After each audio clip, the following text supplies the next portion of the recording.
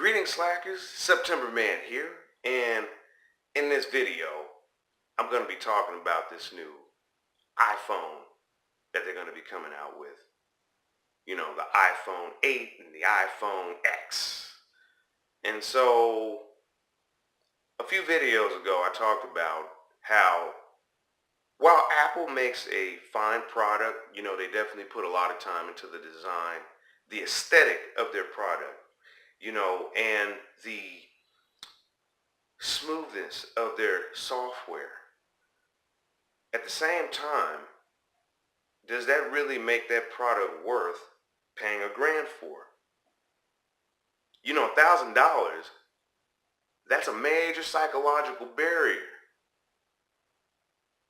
of whether a product is worth it or not. Now think about this. This is a smartphone. And a lot of iPhone users that I know, outside of FaceTiming, taking pictures, surfing the web, looking at YouTube videos, texting, phone calls, playing games, you can do that on any sub $200 Android phone that's on the market right now. It shouldn't take you $1,000 phone just to say that you're having more fun. Now, capability wise, I mean, sure, maybe it has some capabilities and features that the standard Android phone may not have, but let's take a look at those. The ability to make custom emojis, who in the hell needs that? That's not something that would put me over the fence to, you know, want to get this product. Facial recognition, again, if you've seen some of the articles talking about, you know, facial recognition, you know, it used to be you had a password on your phone, and then they came out with the thumbprint biometric login for your phone. And so if you were to get apprehended and law enforcement were to get a hold of your phone, they need a warrant in order to go into that phone. Okay? It's part of the Fourth Amendment, search and seizure, right? And they would have to come to you for the password or to get that biometric thumbprint to unlock the phone.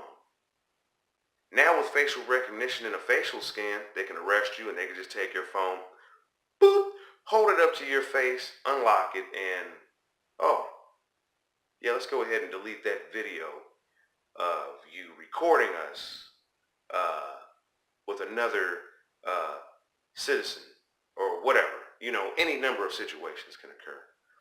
But these are some of the dangers of facial recognition. And then you have this article that came out of Forbes that, you know, whether we like it or not, you know, Apple is really introducing to us facial recognition. So we might as well get used to it. A little bit of news that came out a few weeks ago was about, I don't know if it was a KFC over in Korea or somewhere. And so what they were doing is, instead of you paying with money, your biometric face print was your money. So you would basically go in, you would allow your face to get scanned, and then you would get your bucket of chicken. Okay? And, you know, this is all goes back to that movie Minority Report. And right now, I don't know where a lot of you are in terms of staying on top of the different conspiracy theories that are out there. They want to call these conspiracy theories, but they're really conspiracy facts. You know, the cashless society. They want to get us out of cash, paper denomination. Why? Because if you put money in digital form, well, someone centrally can control that. And by centrally controlling it, at the same time, they can control you. These are some things to think about as we move forward here into the future. But let me go back to, you know, the whole cost of this Apple iPhone.